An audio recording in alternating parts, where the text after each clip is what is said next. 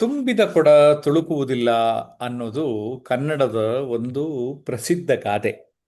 ಈ ಗಾದೆಯನ್ನ ಸರಿಯಾದ ರೀತಿಯಲ್ಲಿ ನಾವು ಅರ್ಥ ಮಾಡಿಕೊಳ್ಳುವಂತಹ ಒಂದು ಪ್ರಯತ್ನ ಈ ವಿಡಿಯೋದಲ್ಲಿ ನಡೆಯುತ್ತೆ. ತುಂಬಿದ ಕೊಡ ಅಂದ್ರೆ ಒಂದು ಕೊಡ ಇದೆ, ಕೊಡ ತುಂಬುತ್ತೆ. ತುಂಬಿದ್ರೆ ಅದು ತುಳುಕೋದಿಲ್ಲ. ಅದೇ ಅರ್ಧಂಬರ್ಧ ಇದ್ದರೆ ಅದು ಸದ್ದು ಮಾಡ್ತದೆ. ಓಕೆ. ನನ್ನ ವೈಯಕ್ತಿಕವಾದ ಅನುಭವದಲ್ಲಿಯೂ ಕೂಡ ಈಗ ತೀರ ಏನು ಗೊತ್ತಿಲ್ಲ, ಏನು ಗೊತ್ತೇ ಇರೋದಿಲ್ಲ. ಖಾಲಿ ಕೊಡ, ಏನು ಸದ್ದು ಮಾಡಲ್ಲ. ಇನ್ನು ತುಂಬ ಎಲ್ಲ ಗೊತ್ತಿದೆ, ಏನು ಸದ್ದು ಮಾಡಲ್ಲ. ಆದರೆ ಮಧ್ಯದಲ್ಲಿದ್ದರೆ ಏನೋ ಒಂಥರ ಅದನ್ನ ಅಹಂ ಅಂತೀವಿ, ಈಗೋ ಅಂತೀವಿ ಅಲ್ವೇ? ಹಾಗಾದ್ರೆ ಈ ತುಂಬಿದ ಕೊಡ ತುಳ್ಕೋದಿಲ್ಲ ಅಂದರೆ ನಾನು ಅವರಲ್ಲಿ ವಿನಯವಂತಿಕೆಯನ್ನು ನೋಡಿದ್ದೇನೆ. ಅದನ್ನು ಇಂಗ್ಲೀಷ್ನಲ್ಲಿ ಹ್ಯುಮಿಲಿಟಿ ಅಂತ ಕರಿತೇವೆ. ಟೈಪ್ ಮಾಡ್ಬೋದು ಬೇಕಾದರೆ, ಯಾರ್ಯಾರು ಟೈಪ್ ಮಾಡೋಕ್ಕಾಗತ್ತೆ. ವಿನಯವಂತಿಕೆ ಅಂತ ಕನ್ನಡದಲ್ಲಿ, ಇಂಗ್ಲೀಷ್ನಲ್ಲಿ ಹ್ಯುಮಿಲಿಟಿ ಅಂತ. ಅದೊಂದು ಇದ್ದು ಬಿಟ್ರೆ ನಿಮ್ಮ ಮಾನವೀಯತೆಯ ಗುಣ ತುಂಬ ಸೊಗಸಾಗಿ ಇರ್ತದೆ. ನಾನು ಇದನ್ನ ಬ್ಯಾಲೆನ್ಸ್ಡ್ ಅಪ್ರೋಚ್ ಅಂತ ಕೂಡ ಕರಿಬೋದು, ಕಂಪೋಸ್ಡ್ ಅಂತ ಕೂಡ ಕರಿಬೋದು. ಯಾವಾಗ ನಾವು ಅದನ್ನ ಸರಿಯಾದ ರೀತಿಯಲ್ಲಿ ಅರ್ಥ ಮಾಡ್ಕೋತೇವೆ, ಅರ್ಥ ಮಾಡ್ಕೊಳ್ತಾ ಮಾಡ್ಕೊಳ್ತಾ ನಮಗೆ ನಮ್ಮಲ್ಲಿ ಒಂದು ಕಂಟೆಂಟ್ಮೆಂಟ್ ಅಂತ ಕರಿತೇವೆ. ಕಂಟೆಂಟ್ಮೆಂಟ್ ಅಂದ್ರೆ ನಾವೊಂದು ರೀತಿ ಬದ್ಧತೆ ಮತ್ತೆ ಇರುವುದರಲ್ಲೇ ಒಂದು ರೀತಿ ತೃಪ್ತಿ ಪಟ್ಟುಕೊಳ್ಳುವಂತಹ ಒಂದು ಪ್ರಯತ್ನವನ್ನ ಮಾಡೋದ್ರಿಂದ ನಮ್ಮ ಬದುಕಿನಲ್ಲಿ ನಮ್ಮಲ್ಲಿ ಸಂತೋಷ ಆವರಿಸುತ್ತೆ. ಜೊತೆಗೆ ನಾನು ಅಸರ್ಟಿವ್ ಕಮ್ಯುನಿಕೇಶನ್ ಬಗ್ಗೆ ಹೇಳ್ತಾ ಇರ್ತೇನೆ.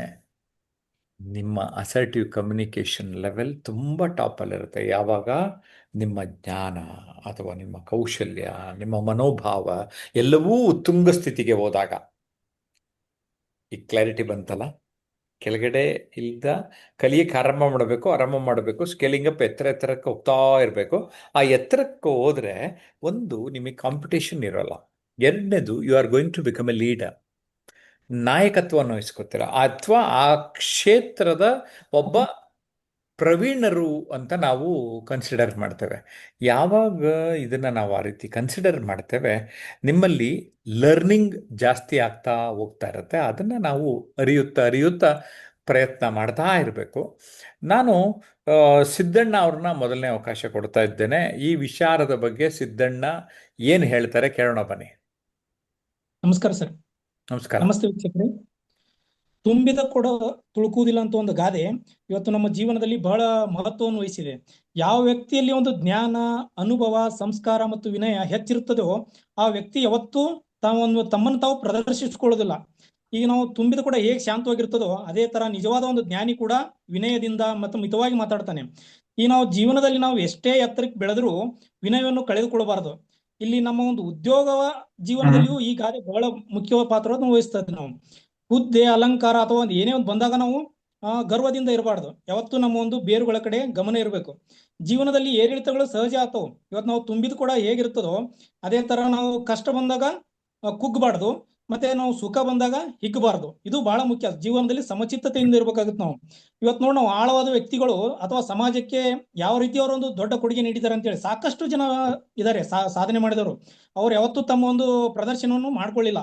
ಅದೇ ತರ ನಾವು ಹಣ್ಣು ತುಂಬಿದ ಮರ ಹೇಗಿರುತ್ತೋ ಆ ತರ ನಮ್ಮ ಜೀವನ ಇರ್ಬೇಕಂತ ಹೇಳ್ತೀನಿ ನಾನು. ಇಲ್ಲಿ ನಾವು ಒಟ್ಟಿನಲ್ಲಿ ನಮ್ಮ ಒಂದು ಜೀವನದಲ್ಲಿ ನಾವು ಎಷ್ಟೇ ಸಾಸಿದ್ರು ನಮ್ಮ ಬೇರುಗಳನ್ನು ಮರೆಯದೆ ಎಲ್ಲರನ್ನು ಗೌರವಿಸಿ ವಿನಯದಿಂದ ನಡೆದುಕೊಳ್ಬೇಕಂತ ಹೇಳ್ತೀನಿ. ಧನ್ಯವಾದಗಳು. ತುಂಬಾ ಚೆನ್ನಾಗಿ ಹೇಳಿದ್ರಿ. ಶಂಕರ್, ನಿಮ್ಮ ಅನಿಸಿಕೆ? ಎಲ್ರಿಗೂ ನಮಸ್ಕಾರ ಸ್ನೇಹಿತರೆ. ತುಂಬಿದ ಕೊಡ ತುಳುಕುವುದಿಲ್ಲ, ಇದು ಒಂದು ಉತ್ತಮ ಗಾದೆ. ಇದನ್ನ ನಾವು ಈ ವ್ಯಕ್ತಿಗಳು ಹೆಚ್ಚಾಗಿ ಜನಗಳು ಯಾವ ರೀತಿ ಅವ್ರಿಗೆ ಹೆಚ್ಚಿನ ಜ್ಞಾನ, ಸಂಪತ್ತು, ಹಣ ಅಥವಾ ಯಾವುದೇ ರೀತಿ ಅಧಿಕಾರದಲ್ಲಿದ್ರೂ ಕೂಡ ಅದನ್ನ ಯಾವ್ದನ್ನು ತೋರಿಸ್ಕೊಳ್ಳದೆ ಒಂದು ಜನಸಾಮಾನ್ಯರೊಟ್ಟಿಗೆ ಸರಳತೆಯಿಂದ ನಡೆದುಕೊಳ್ಳೋದು, ವಿನಯ ಪೂರ್ಣವಾಗಿ ವರ್ತಿಸುವಂತ ವ್ಯಕ್ತಿಗಳನ್ನ ಕುರಿತು ಈ ಗಾದೆನ ನಾವು ಬಳಸೋದು ಸೂಕ್ತ ಅಂತ ಅನ್ಸುತ್ತೆ.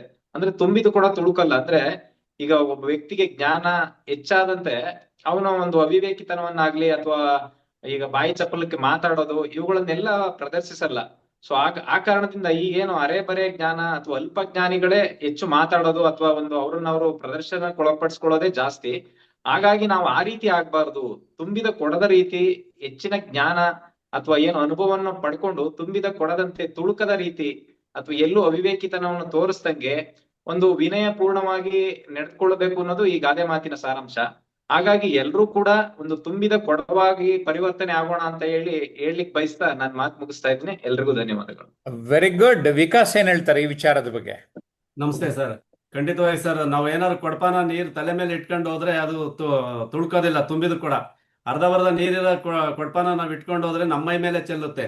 ಅಂದ್ರೆ ನಾವು ಅರ್ಥಗರ್ಭಿತವಾಗಿ ಅಂದ್ರೆ ನಿಜವಾದ ವಿದ್ವಾಂಸರು ಏನ್ ಅಂತ ಹೇಳ್ತೀವಿ, ಸಂಪೂರ್ಣವಾಗಿ ಅವರು ಜ್ಞಾನ ಉಳ್ಳವರು ಆ ತುಂಬಿದ ಕೊಡ ತರನೇ ಇರ್ತಾರೆ. ಅಂದ್ರೆ ಅದು ಹೊರಗಡೆ ಚೆಲ್ಲಲ್ಲ. ಅವ್ರ ಸಾಧನೆಗಳನ್ನ ಅವ್ರು ಚೆಲ್ಲೋ ರೀತಿಯಲ್ಲಿ ಹೇಳ್ತಾ ಹೋಗಲ್ಲ. ಆ ಸಾಧನೆಗಳನ್ನ ಅವ್ರ ಜ್ಞಾನದ ಮುಖಾಂತರ ಹೋಗ್ತದೆ ಅಂತ ಹೇಳ್ಬೋದು.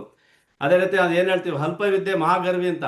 ಆ ಅಲ್ಪ ವಿದ್ಯೆ ಇದ್ದವರು ಅವರು ಅಂದ್ರೆ ಪ್ರದರ್ಶನ ಮಾಡ್ತಾ ಹೋಗ್ತಾರೆ. ಅಂದ್ರೆ ಮಾತುಗಳು ಅಲ್ಲೇ ಹೋಗ್ತಾ ಇರ್ತಾರೆ. ಏನಾದ್ರು ಮಾತುಗಳು ಹೇಳ್ತಾ ಒಂದು ಅವ್ರದೇ ಮಹಾಗರ್ವಿ ತರ ಹೇಳ್ತಾ ಹೋಗ್ತಾರೆ. ಅಂದ್ರೆ ಹೆಚ್ಚು ಮಾತಾಡಿ ಅವ್ರ ಪ್ರದರ್ಶನನೇ ಹೇಳ್ತಾರೆ. ಅಂದ್ರೆ ನಮ್ಮ ಜ್ಞಾನವನ್ನು ಹೆಚ್ಚಿಸಲಿಕ್ಕೆ ಏನ್ ಪ್ರಯತ್ನ ಮಾಡ್ಬೇಕು ಅನ್ನೋದು ಅವ್ರು ಯೋಚನೆ ಮಾಡೋದಿಲ್ಲ. ಅದನ್ನೇ ಅವರು ಸಾಧನೆಗಳ ಮಾಡೋದನ್ನ ವಿಚಾರನೇ ಹೇಳ್ತಾ ಹೋಗ್ತಾ ಇರ್ತಾರೆ. ಖಂಡಿತವಾಗಿಯೂ ಬುದ್ಧಿವಂತರು ಯಾವಾಗಲೂ ಮೌನವಾಗಿರ್ತಾರೆ ಅಂತ ಹೇಳ್ತಾರೆ. ಅಂದ್ರೆ ಮಾತು ಬೆಳ್ಳಿ ಮೌನ ಬಂಗಾರ ಅಂತ.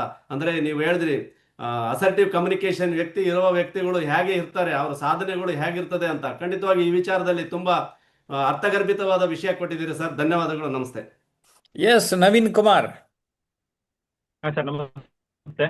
ತುಂಬಿದ ಕೊಳ ಯಾವತ್ತೂ ತುಳ್ಕೊಳ್ಳ ಅನ್ನೋದಕ್ಕೆ ಇದು ಒಂದು ಹಳೆ ಗಾದೆ ಅಂತಾನೆ ಹೇಳ್ಬೋದು ಸರ್, ಅಂದ್ರೆ ಕನ್ನಡದ ಪದ. ಬಟ್ ಎಷ್ಟು ಅರ್ಥಪೂರ್ಣ ಅಂತ ಅಂದ್ರೆ, ಎಷ್ಟೋ ಜನ ಅಂದ್ರೆ ನಾವು ವಿದ್ಯಾವಂತರಾಗಿರ್ಬೋದು ಅಥವಾ ವಿದ್ಯಾವಂತರೇ ಆಗಿರ್ಲಿ, ದಡ್ರೆ ಆಗಿರ್ಲಿ, ಅಥವಾ ಒಳ್ಳೆಯವರೇ ಆಗಿರ್ಲಿ, ಕೆಟ್ಟವರೇ ಆಗಿರ್ಲಿ, ಅವ್ರು ಎಷ್ಟು ಬೇಕಿದ್ರು ದುಡ್ಡು ಮಾಡ್ಬೋದು. ಆದ್ರೆ ಅವರು ಒಳ್ಳೆ ವ್ಯಕ್ತಿತ್ವ ಸಂಪಾದನೆ ಮಾಡ್ಬೇಕು ಅಂತ ಅಂದ್ರೆ, ಒಳ್ಳೆ ಅನುಭವ ಬೇಕು ಅಂತ ಅಂದ್ರೆ, ತುಂಬಿದ ಕೊಡ ತುಳುಕಲ್ಲ ಅನ್ನೋ ಒಂದು ಉದಾಹರಣೆಗೆ ಅವರು ಬದುಕ್ಬೇಕು ಅಂತಂದ್ರೆ ಹೆಚ್ಚಾಗಿ ಅವ್ರ ವಿಷಯಗಳನ್ನ ಸಮಾಜನ ತಿಳ್ಕೊಂಡಿರ್ಬೇಕು. ಓಕೆ, ಹೆಚ್ಚು ತಿಳ್ಕೊಂಡಿರೋಂತ ಎಲ್ಲಾ ಪ್ರತಿಯೊಬ್ಬ ಅದಕ್ಕಾಗಿ ಅಷ್ಟೇ. Okay, good. So next Shivamogga Krishnamurthy. Krishnamurthy, fast. ತುಂಬಿದ ಕೂಡ ತುಳ್ಕೋದಿಲ್ಲ ಈ ವಿಷಯ. ಏಕೆಂದ್ರೆ ತುಳುಕುವುದಿಲ್ಲ ಅನ್ನೋ ವಿಷಯ ತುಂಬಾ ಒಳ್ಳೆ ಒಂದು ಗಾದೆ ಮಾತು. ಈ ರೀತಿ ಮಾನವ ಜೀವನದಲ್ಲಿ ಜ್ಞಾನ, ಸಂಸ್ಕಾರ, ಅನುಭವ ಮತ್ತು ಶಾಂತಿ ಇರೋಂಥ ವ್ಯಕ್ತಿ ಸಾಮಾನ್ಯವಾಗಿ ಅವನು ಮನಸ್ಸು ಸ್ಥಿರವಾಗಿರುತ್ತೆ.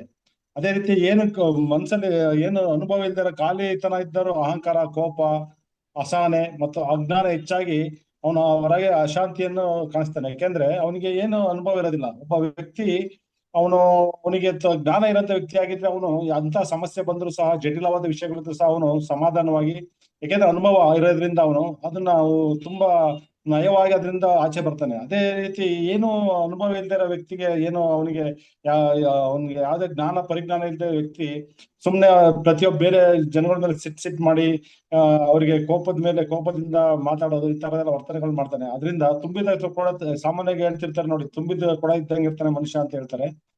ಒಬ್ಬ ವ್ಯಕ್ತಿಗಳು ಕೆಲವು ನೋಡಿರ. ಯಾಕೆಂದ್ರೆ ಅವನು ಜ್ಞಾನ ಇರೋನು ಕಮ್ಮಿ ಮಾಡಿಬಿಟ್ಟು ಕೆಲಸದಿಂದ ತಮ್ಮ ಕೃತಿ ಮೂಲಕ ಅವನು ಕಾರ್ಯಗಳನ್ನು ತೋರಿಸ್ತಾನೆ. ಅದರಿಂದ ತುಂಬಿದ ಕೊಡ ತುಳ್ಕೋದಿಲ್ಲ ಅಂತ ಸಾಮಾನ್ಯ ನಾನು ನೋಡಿ ಪ್ರತಿಯೊಂದು ಒಳ್ಳೆ ತುಂಬಾ ಜ್ಞಾನ ಇರೋ ವ್ಯಕ್ತಿ ಬಗ್ಗೆ ಹೇಳಲಿಕ್ಕೆ ಒಂದು ಒಳ್ಳೆ ಗಾದೆ ಮಾತಂತ ಹೇಳಿ ಮಾತು ಮುಗಿಸ್ತೀನಿ. Okay, S, Rajendra. ಸರ್, ಇದು ನಮ್ಮ ತುಂಬಾ ಒಳ್ಳೆ ಗಾದೆ, ತುಂಬಿದ ಕೊಡ ತುಳ್ಕೋದಿಲ್ಲ ಅನ್ನೋದು. ಇದು ಅರ್ಥಗರ್ಭಿತವಾಗಿದೆ. ಸೊ ಯಾವ ಮನುಷ್ಯ ತುಂಬಾ ಜ್ಞಾನ ಪಡ್ಕೊಂಡಿರ್ತಾನೆ, ಅದನ್ನ ತನ್ನ ಅನುಭವದಲ್ಲಿ ಬರ್ತಾನೆ, ಅವನು ರಿಯಾಕ್ಟ್ ಮಾಡಲ್ಲ. ತನ್ನ ಅರಿಷಡ್ ವರ್ಗಗಳನ್ನು ಕಂಟ್ರೋಲ್ ಮಾಡ್ಕೊಂಡು ಯಾವ ಸಮಯಕ್ಕೆ ಏನ್ ಮಾತಾಡ್ಬೇಕು ಅಷ್ಟು ಮಾತಾಡಿ, ಯಾವ್ದು ಬೇಕು ರಿಯಾಕ್ಟ್ ಮಾಡದೆ ಯಾವಾಗ್ಲೂ ರೆಸ್ಪಾನ್ಸ್ ಮಾಡ್ತಾನೆ. ಸೊ ಈಸ್ ಹ್ಯಾವಿಂಗ್ ವೆರಿ, ಅವ್ನಿಗೆ ಒಳ್ಳೆ ಕಂಟ್ರೋಲ್ ಇರ್ತದೆ. ಅವನದು ಮಾತಾಡ್ಬೋದು, ಅವನ ನಡತೆ ಇರ್ಬೋದು. ಸೊ ಜ್ಞಾನದಿಂದ ನಾವು ಹೆಚ್ಚು ಜ್ಞಾನ ಪಡ್ಕೋಬೇಕು. ಜ್ಞಾನ ಪಡ್ಕೊಂಡು ಅದನ್ನ ನಮ್ಮ ಜೀವನದಲ್ಲಿ ಅಳವಡಿಸ್ಕೊಂಡಾಗ ನಮ್ಮ ಬದುಕುವೇ ತುಂಬಿದ ಕೊಡ ತುಳ್ಕೊಂಡಂಗೆ ಆಗ್ತದೆ. ಸೊ ಇಷ್ಟು ಹೇಳಿ ನನ್ನ ಮಾತು ಮುಗಿಸ್ಕೊಡ್ತೀನಿ ಸರ್. ಓಕೆ, ಎಸ್, ಸ್ನೇಹಿತರೆ, ತುಂಬಿದ ಕೊಡ ತುಳುಕುವುದಿಲ್ಲ. ಈ ಒಂದು ಸಾರಾಂಶವನ್ನ ನಮ್ಮ ಬದುಕಿನಲ್ಲಿ ಅಳವಡಿಸಿಕೊಳ್ಳಬೇಕು ಎನ್ನುವ ಸದುದ್ದೇಶದಿಂದನೇ ಎಲ್ಲರೂ ಮಾತಾಡೋದು ಕೇಳಿರೋದು. ಶರಣಬಸಪ್ಪ ಅವರೇ, ತಮ್ಮ ಅನಿಸಿಕೆ ಏನು? ಶರಣಬಸಪ್ಪ. ತುಂಬಿದ ಕೊಡ ತುಳ್ಕೋದಿಲ್ಲ. ಹಾ ಸರ್, ತುಂಬಿದ ಕೊಡ ತುಳ್ಕೋದಿಲ್ಲ. ತುಂಬಿದ ಕೊಡ ತುಳ್ಕೋದಿಲ್ಲ ಎಂಬುದು ಒಂದು ಸುಪ್ರಸಿದ್ಧ ಗಾದೆ. ಈ ಗಾದೆ ಅರ್ಥವೇನೆಂದರೆ ಸರ್, ನೀರಿನಿಂದ ತುಂಬಿದ ಕೊಡ ಶಾಂತವಾಗಿ ಇರುತ್ತದೆ, ಅದು ತುಳುಕುವುದಿಲ್ಲ. ಆದ್ರೆ ಅರ್ಧ ಜ್ಞಾನ ಇರುವ ವ್ಯಕ್ತಿ ತುಂಬಾ ಮಾತಾಡ್ತಾರೆ. ಆಮೇಲೆ ಇದರ ಅರ್ಥ ಜ್ಞಾನದಿಂದ ತುಂಬಿದ ವ್ಯಕ್ತಿ ಸಾಮಾನ್ಯವಾಗಿ ಶಾಂತ, ವಿನಯದಿಂದ ಮತ್ತು ಮಿತಭಾಷಿಯಾಗಿರುತ್ತಾನೆ. ಆದರೆ ಅಲ್ಪಜ್ಞಾನಿ ಇರುವವರು ಹೆಚ್ಚು ಮಾತನಾಡುತ್ತಾರೆ, ತಮ್ಮನ್ನು ತಾವು ದೊಡ್ಡವರಂತೆ ತೋರಿಸಿಕೊಳ್ಳುವ ಪ್ರಯತ್ನಿಸುತ್ತಾರೆ. ಅಂದರೆ ಹೆಚ್ಚು ತಿಳಿದವರು ಮೌನ ಮತ್ತು ವಿನಯದಿಂದ ಇರುತ್ತಾರೆ ಅಂತ ಹೇಳಕ್ ಇಷ್ಟಪಡ್ತೀನಿ ಸರ್. ಇದಕ್ಕೆ ಉದಾಹರಣೆ ಹೇಳ್ಬೇಕಾದ್ರೆ ಚಿಲ್ಡ್ರೆ ಕಾಸ್ಟು ಸೌಂಡ್ ಜಾಸ್ತಿ ಮಾಡೋ ಸರ್, ಆ ತರ ಸರ್. ಧನ್ಯವಾದಗಳು ಸರ್. ಜಾಸ್ತಿ ದುಡ್ಡಿರೋರು ಸುಮ್ಮನೆ ಸೈಲೆಂಟ್ ಆಗಿರ್ತಾರೆ, ಕಡಿಮೆ ಹೌದು ದುಡ್ಡಿರೋರು ಸರ್, ಹೆಚ್ಚು ಆಡಂಬರ ತೋರಿಸ್ಕೋತಾರೆ ಅಂತ ಹೇಳ್ತಾ ಇದ್ದೀರಾ. ಹೌದು very sir. Good, very good. ಸ್ನೇಹಿತರೆ, ನೋಡಿದ್ರಲ್ಲ, ಎಲ್ಲ ಸ್ನೇಹಿತರು ತಮ್ಮ ತಮ್ಮ ಅನಿಸಿಕೆಗಳನ್ನು ತುಂಬ ಚೆನ್ನಾಗಿ ಆ, ತಿಳಿಸಿದ್ದಾರೆ. ನಿಮಗೂ ಏನೋ ಕಾಮೆಂಟ್ ಮಾಡಬೇಕು ಅನಿಸಿದರೆ, ಏನ ಈ ವಿಚಾರದ ಬಗ್ಗೆ ಹೇಳಬೇಕು, ವಿಡಿಯೋ ಕೆಳಗಡೆ ಕಾಮೆಂಟಲ್ಲಿ ಕಾಮೆಂಟ್ ಮಾಡಿ, ಲೈಕ್ ಮಾಡಿ, 4-6 ಜನಕ್ಕಿಂತ ವಿಡಿಯೋ ಫಾರ್ವರ್ಡ್ ಮಾಡಿ. ಅವರ ಥಿಂಕಿಂಗು ಚೇಂಜ್ ಆಗಿ ಸಮಾಜ ಉದ್ಧಾರ ಆಗುತ್ತಲ್ವೇ, ನಿಮಗೂ ಸ್ವಲ್ಪ ಪುಣ್ಯ ಬರುತ್ತಲ್ವೇ, ಏನಂತೀರಾ? ಈಗಲೇ ಜಯಪ್ರಕಾಶ್ ನಾಗ್ತಹಳ್ಳಿ ಮತ್ತು ಟ್ರಾನ್ಸ್ಮಿಷನ್ ಅನ್ಲಿಮಿಟೆಡ್ ಯೂಟ್ಯೂಬ್ ಚಾನಲ್ನ ಸಬ್ಸ್ಕ್ರೈಬ್ ಮಾಡಿಬಿಟ್ಟು ಫಸ್ಟ್ ಪುಣ್ಯ ಕಟ್ಕೊಳ್ಳಿ, ಆಮೇಲೆ ಜಾಸ್ತಿ ಪುಣ್ಯ ಮಾಡ್ಕೊಳ್ಳೋರಂತೆ. ಒಳ್ಳೆಯದಾಗಲಿ ನಿಮ್ಮೆಲ್ರಿಗೂ. ತುಂಬಿದ ಕೊಡ ತುಳುಕುವುದಿಲ್ಲ, ನಾವು ತುಂಬಿದ ಕೊಡದಂತೆ ಆಗೋಣ ಅನ್ನುವ ಸಂದೇಶ ಮಾರ್ಮಿಕವಾಗಿದೆ. ಒಳ್ಳೆಯದಾಗಲಿ. ಬಾಯ್ ಬಾಯ್.